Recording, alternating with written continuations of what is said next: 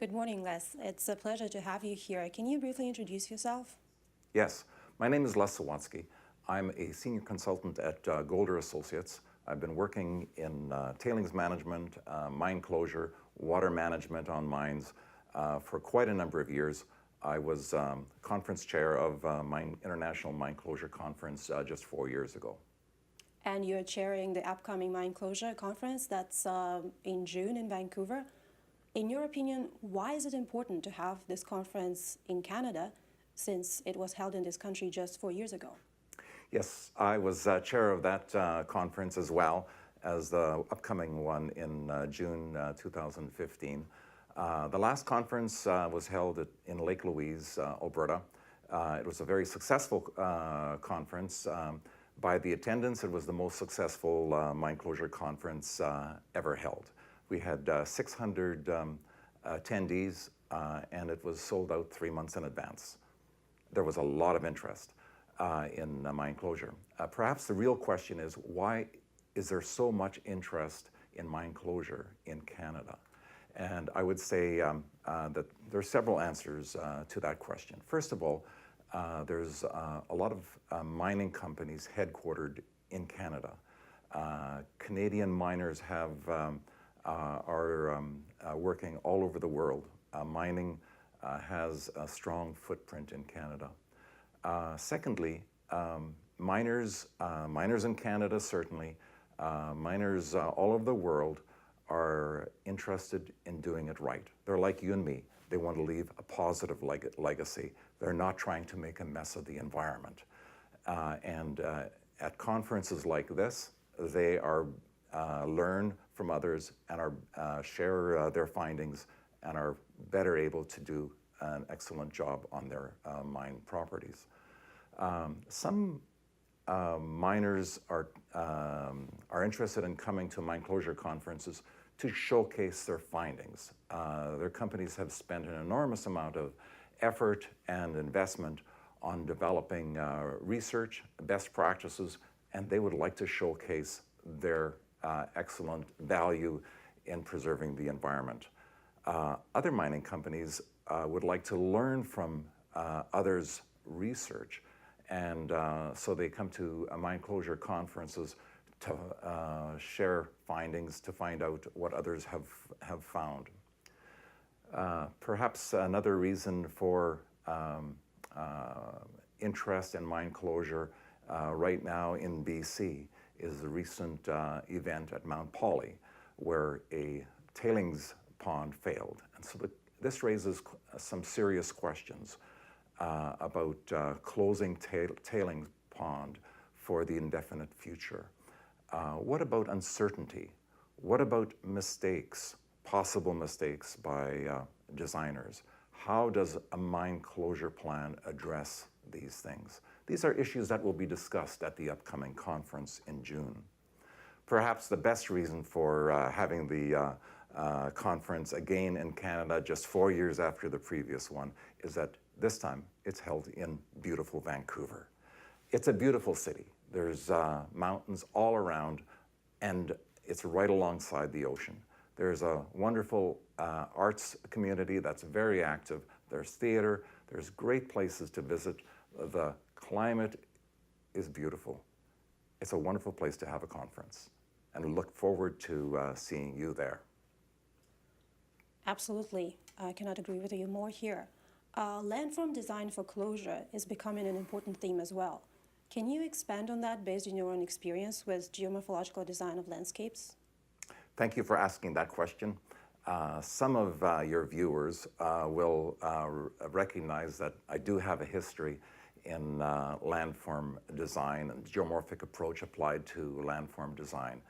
And it is very dear to my heart. Perhaps there is significant interest in landform design based on the geomorphic approach because of some very significant failures of previous mine closure schemes on account of deficient landform configurations. And I refer to such vulnerable landform configurations such as benches on waste dumps, dams in the mine closure environment, and uniformity of landscape. These features are not present in the natural landscape. And when miners design them, build them, they will fail. Maybe not right away, but eventually. Engineers must recognize that they can control erosion for a time, but not for a long time. Erosion will cause eventual deterioration of almost any landform that we create. It's therefore imperative to study the natural environment, to study landforms that have existed for many thousands of years, to study the processes that are involved in developing sustainable natural landforms, and to replicate those processes, to replicate those configurations so that mine-disturbed land will become sustainable, much like that of the natural environment. We have full-scale models of natural landscapes that are very sustainable. Those full-scale models are all around us in the natural environment. It behooves us to study natural systems and replicate them as opposed to building systems that will eventually deteriorate by erosion. One of the keynote speakers is Chief Clarence Louie. Can you please provide some insights about Chief Louie's contributions to this conference?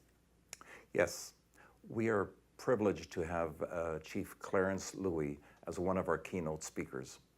Some of your viewers may recognize Chief Clarence Louie as a well-known speaker and champion of First Nations participation in economic pursuits. First Nations, you would recognize, are often principal stakeholders of mine developments. Sometimes, often, the mine land is located in areas that are used by First Nations peoples. For those areas where mines are located on First Nations land, it's easy to recognize that mine closure is of paramount importance to First Nations. Their First Nations peoples are the ones who will be using the land after mining has ended. The Chief will encourage First Nations participation. The Chief will encourage First Nations participation in the usual sorts of things, such as traditional knowledge and public consultation. The Chief will also encourage First Nations participation in the execution, in the delivery of mine development, and also in the benefits of mine development. The Chief is a dynamic speaker. His voice must be heard. Revegetation of disturbed land seems to be easier when you have high rainfall than lower rainfall. Is this consistent with the experience in the Canadian prairies? Yes, it is easier to achieve a good vegetation cover in wet climates. I was recently in Brazil and was pleased to see how well vegetation had taken over a disturbed mine land, and how that land from a distance looked to be much like the natural landscape with extensive vegetation. Vegetation in wet climates and tropical climates covers for a lot of deficiencies because vegetation is so effective in preventing and controlling erosion. In dry climates, where there is less vegetation, vegetation is not as able to provide for erosion control. So it is very important in drier climates to compensate for the reduced effectiveness of vegetation by making sure that the landform is designed based on the geomorphic approach with landform configurations that mimic, that replicate the sustainable natural landforms all around. Do you think that long-term water treatment will remain an important aspect of mine closure in the future, or do you have a different opinion on that? water treatment is and will remain a very important part of mine development. The issue of water treatment introduces a bit of a paradox for mine closure planners. It's very important for mines, for legacy mines that have already been closed, where seepage, contaminated runoff is affecting groundwaters and surface water. It's also important for existing mines where the eventual contamination of surface water and groundwater hasn't been properly considered in the mine plan. For those two scenarios, water treatment is very important. The paradox is this: water treatment should not be important in the mine closure environment. It would be best to have considered the mine plan very carefully, and designed it in a manner that minimizes the risk of future contaminated water running off of the mine disturbed land. This issue will be addressed at the upcoming conference. The conference will address the issue of perpetual maintenance versus targeting maintenance-free landscape. This is an important issue. It's discussed at every conference. Each point of view has merits and demerits. Should the mine planner plan on perpetual maintenance with water treatment, with people attending the mine for ever and ever hereafter? Or should the mine planners do their best to develop a system of mine closure that avoids the need for perpetual maintenance, and in this case, for water treatment in perpetuity? These will be discussed at the conference. In closing, I would like to welcome all of your viewers to Vancouver in June 2015. Vancouver, as I indicated before, is one of the great cities of the world. You will benefit coming to the conference from the presentations, discussions, and from networking. Those of you who are not from Vancouver, who are from other parts of Canada and other countries, I am positive that you will fall in love with this city.